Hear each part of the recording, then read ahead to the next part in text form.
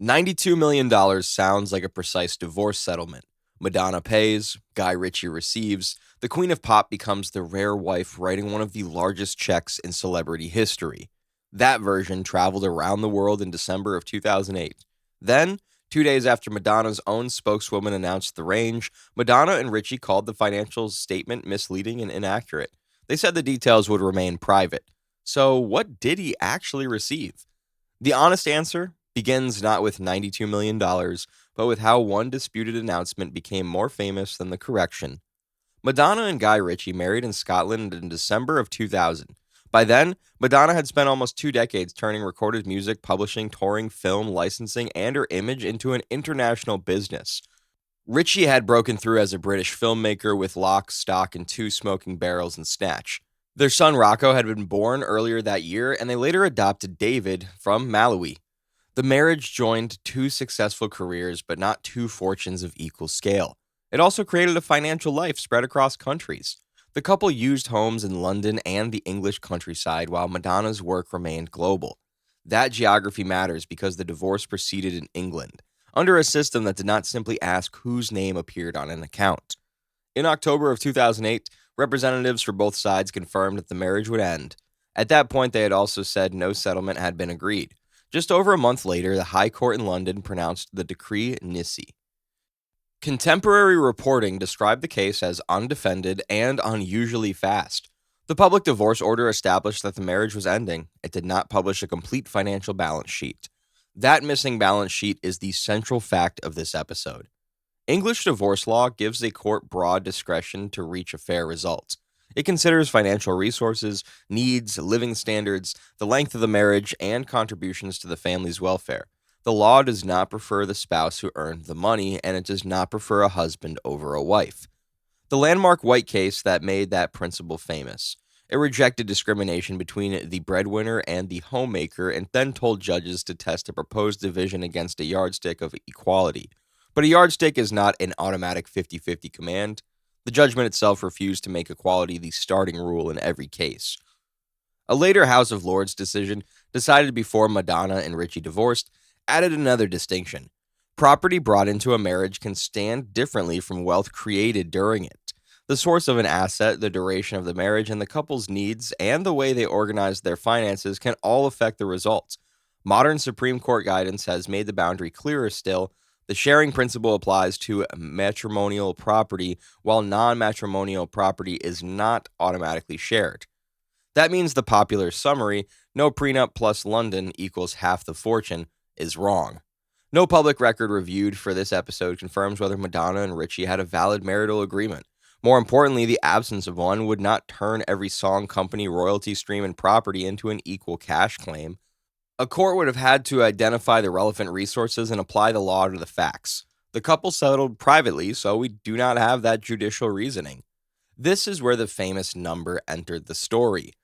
On the 15th of December, Madonna's spokeswoman Liz Rosenberg told the Associated Press that the financial agreement was worth between 50 and 60 million pounds. At the exchange rates used in American reports that day, the range became roughly $76 to $92 million. She said it included the value of Ashcombe House and the couple's country estate in Wiltshire. Some reports also associated Ritchie with their London pub. The statement created an irresistible reversal. Celebrity divorce stories usually cast the man as the payer. Here, one of the world's most successful women appeared to be transferring a fortune to a wealthy husband. Headlines rapidly converted a reported range, including property, into a clean $92 million payout.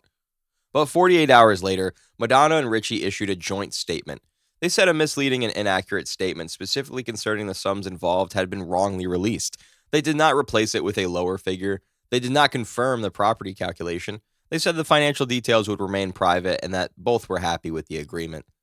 That correction changes the verdict. It does not prove that no money or property changed hands. It proves that the public cannot safely treat the spokeswoman's range as the final agreed account. We do not know which part was inaccurate. The total may have been wrong. The evaluation of property may have been wrong. The description of who transferred what may have been incomplete. Without the agreement, a financial order, or a later joint confirmation, choosing one explanation would be guesswork. A comparison from the same year shows what real documentation looks like. In the divorce of Paul McCartney and Heather Mills, The High Court published a long judgment. It set out competing asset claims, examined needs and resources, explained the law, and arrived at a provision worth £24.3 million. Whatever viewers think of that result, the arithmetic can be traced to a court document. The Madonna and Ritchie number cannot. The two cases shared a country, an era, and famous musicians. They did not share the same evidence. One figure came with judicial findings, the other came from a spokesperson and was challenged by both spouses 2 days later. The timeline also complicates the idea of a courtroom victory. The divorce was announced in October, the decree nisi came in November, and the disputed financial statement appeared in December.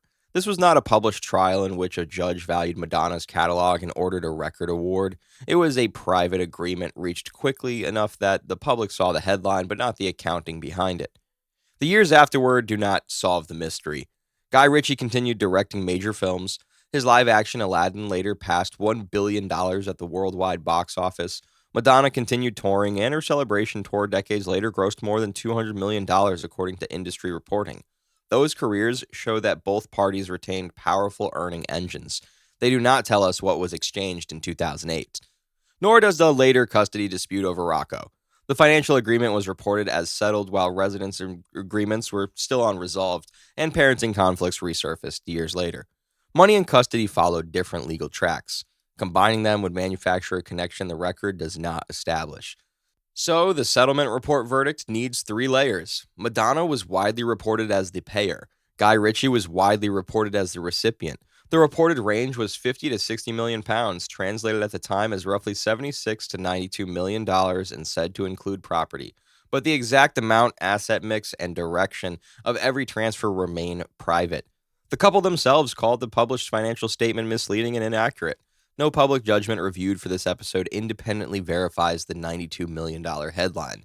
The real mechanism was not a rule forcing a famous wife to surrender half her empire. It was a flexible English system operating behind a confidential agreement where marital property, non-marital property, needs, contributions, and asset source could all matter. $92 million became the legend because it was specific, surprising, and easy to repeat.